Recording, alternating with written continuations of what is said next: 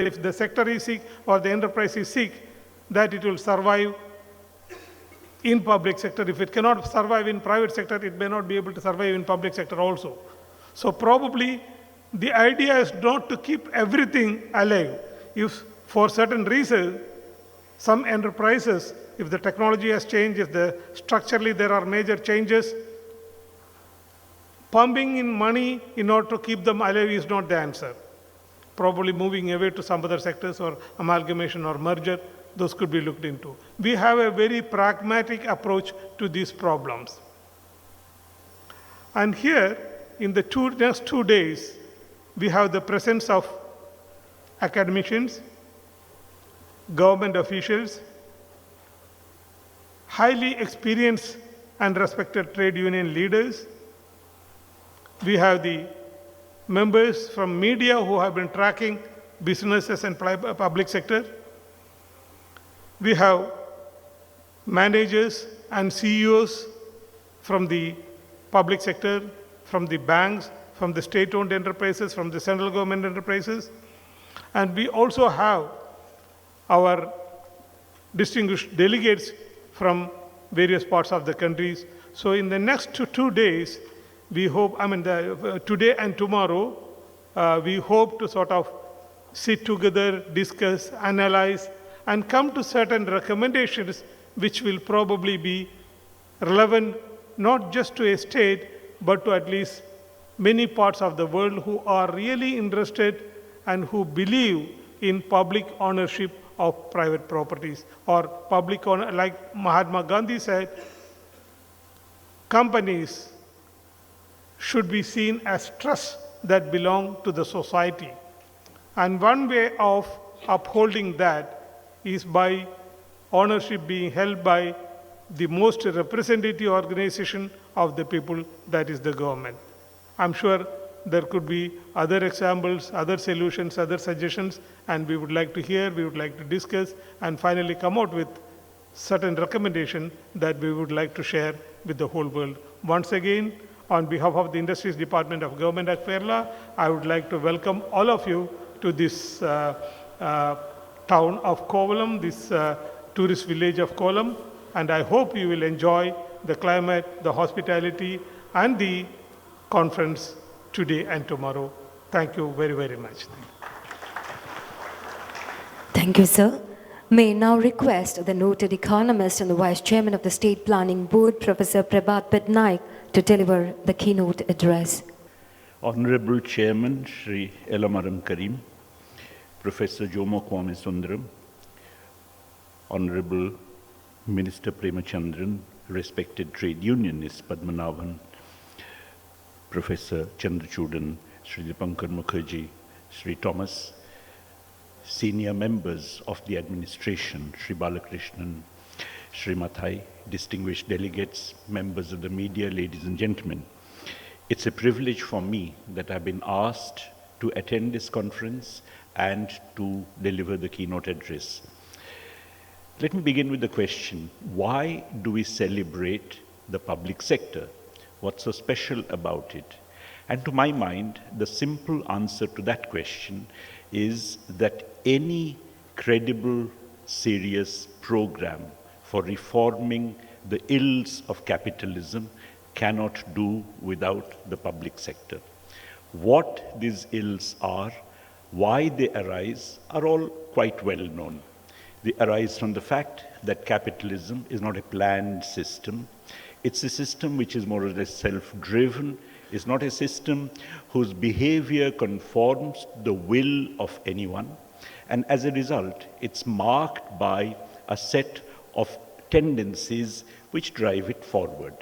These tendencies cause a number of things. The first, of course, is that it's a system which cannot do without involuntary unemployment. Involuntary unemployment may be higher in periods of recession, periods of crisis, lower in periods of boom, but nonetheless it's a system which is always characterized by involuntary unemployment, which has its own implications.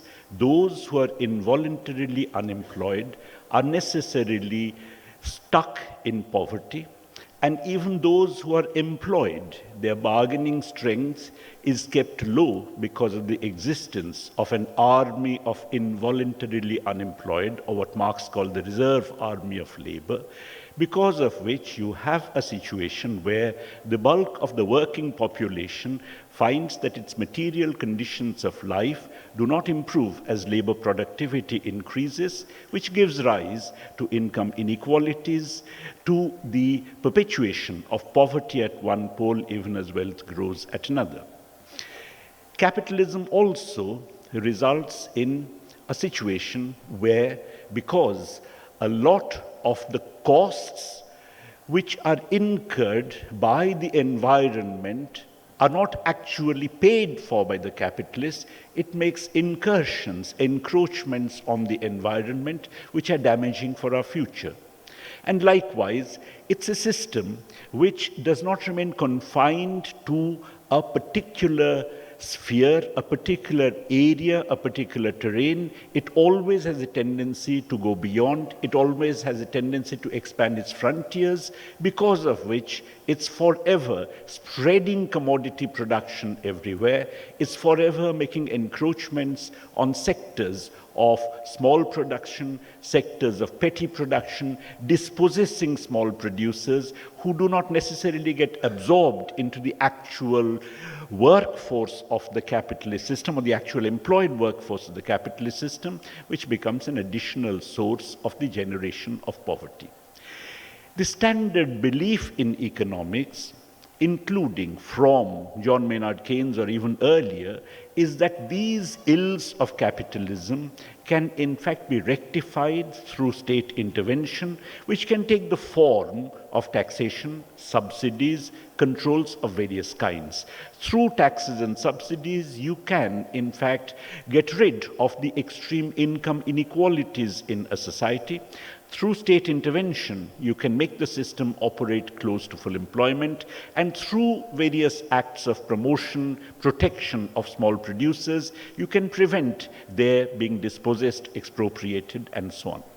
But any such set of interventions immediately, naturally, would bring about a kind of resistance as far as the capitalists are concerned, because after all, it's an intervention in the free functioning of that particular system.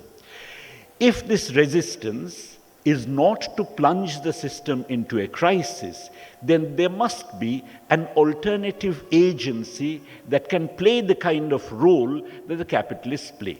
If they go on an investment strike, there must be an agency that actually carries out investment.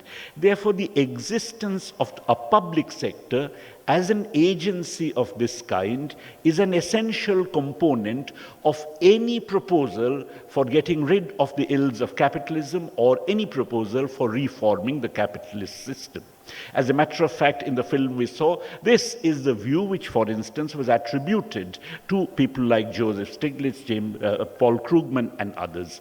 That basically, if you want to get rid of the ills of the system, you have to interfere with it. When you interfere with it, then of course the system is going to revolt in various ways. And if you have to quell that revolt, then you have to have an alternative, a counterweight in the form of the public sector. Now, if so, a public sector that performs, acts, behaves exactly in the same way as the private sector does is something which is inadequate for the purpose. As a matter of fact, it's possible to argue that if you had a complete commodity producing economy in which all enterprises were in fact juridically state-owned, but they performed like profit-maximizing entities in the market, then you would have an exact replication of all the ills of capitalism, even in such a system. There is an argument, for instance, that old Yugoslavia, which actually had state-owned enterprises, behaving exactly like capitalist enterprises do and relating to each other on the market, actually reproduced within that system substantial unemployment, substantial tendencies to regional inequalities, and substantial inflation, and of course, the eruption of periodic crises. So it's possible, therefore, to argue that if the public sector is going to play a role of being a corrective to the ills of capitalism, in that case, the public sector must behave in a different way. It cannot be a standard profit-maximizing entity like any private enterprise is. It cannot be a clone of the private sector. But the very fact of having such an entity immediately gives rise to two issues. The first issue is that this is something which is forever going to be resisted, it's going to be opposed, it's going to be fought as far as the private sector is concerned. Because, as I said, it is there in order to put a restriction, to put a restraint as far as the private sector is concerned, as far as capitalism is concerned. This opposition would, of course, express itself in the media, which typically is controlled by private capitalists. This opposition, at a later date when capitalism itself, in the more contemporary period, invades the state, when you have the development of a corporate control on the state apparatus itself, on which many people have written, then you'd find that this opposition of the capitalists to the public sector is an opposition which takes the form of undermining the public sector from within. You have a situation where governments themselves begin to argue about the inefficiency of the public sector, citing the fact that the public sector does not make profits. The very thing which is the differentia specifica, or should be the differentia specifica of the public sector, the very thing which provides the rationale for the existence of a public sector, namely, it doesn't behave like the private sector, is then brought in as an argument to show that the public sector is incompetent. It's ironical, but that's the way it happens.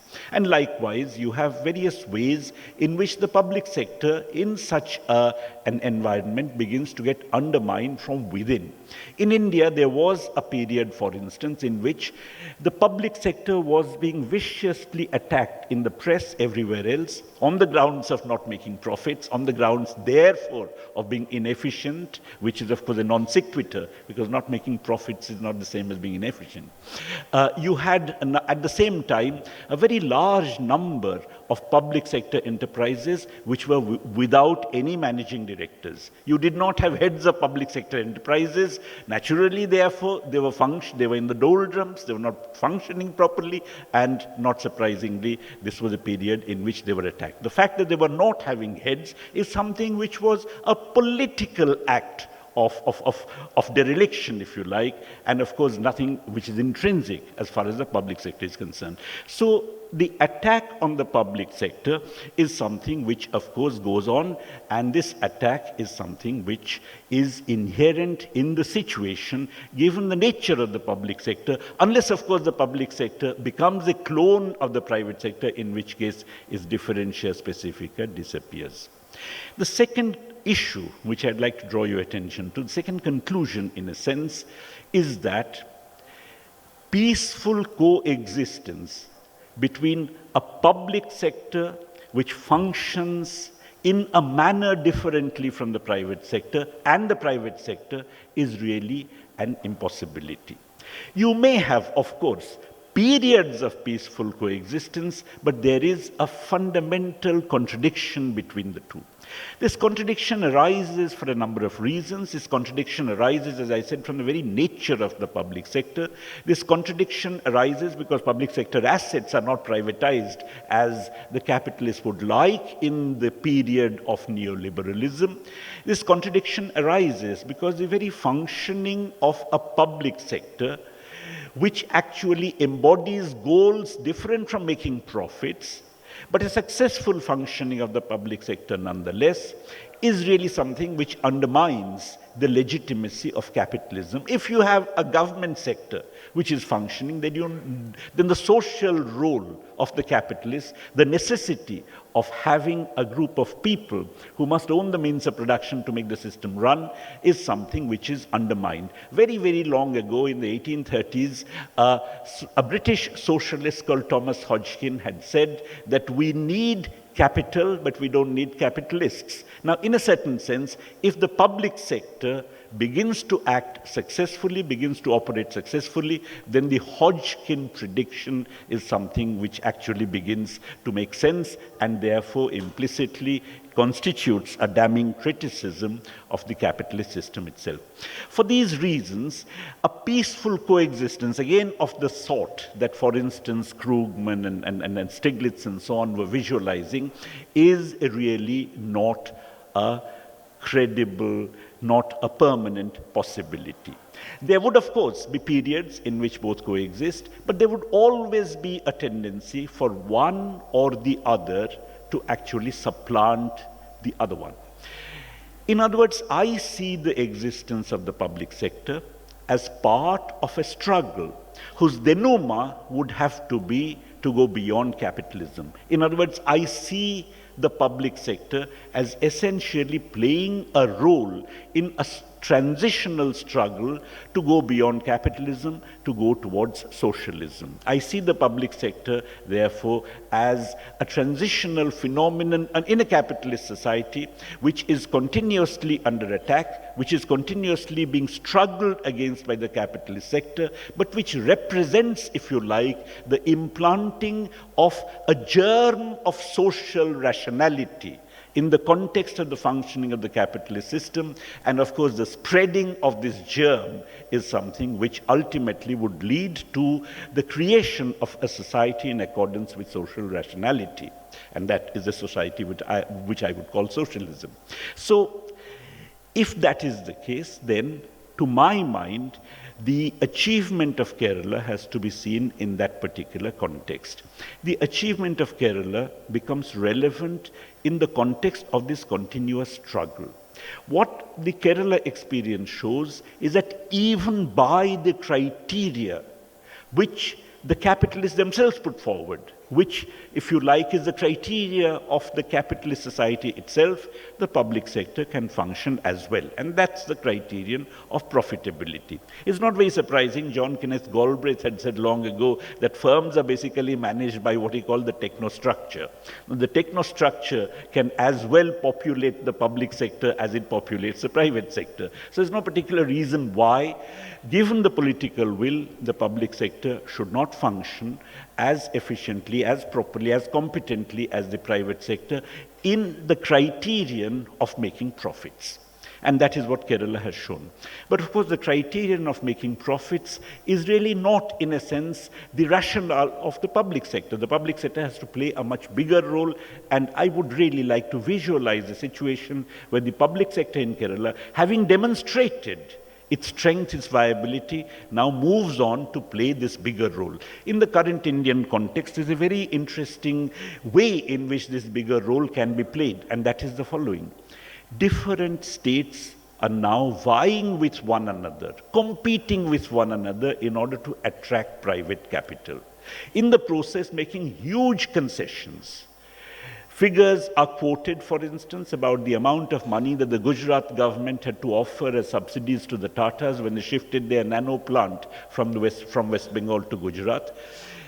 Now, the point is, therefore, you have a situation where, in order to attract investment, states are competing against one another.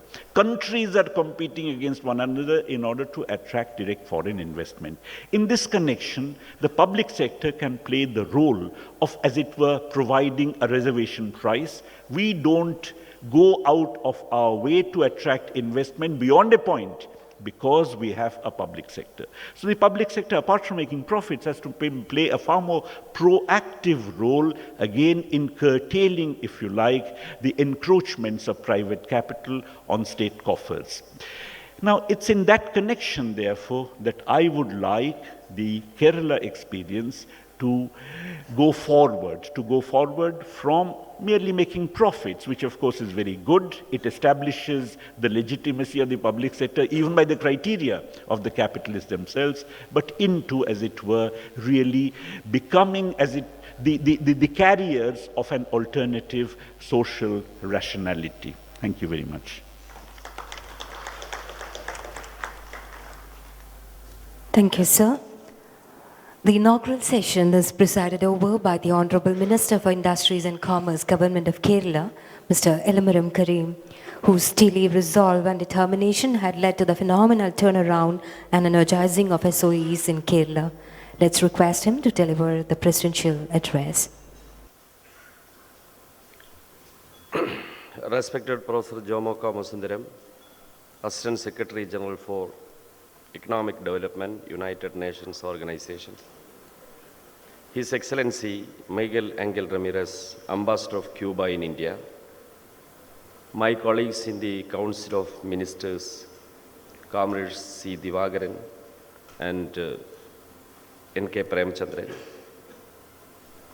Planning Board Vice Chairman Professor Prabhat Patnaik, senior leaders of trade union movement of our country, Shri A.K. Patmanabhan, Professor Chandrachudan, Tamban Thomas,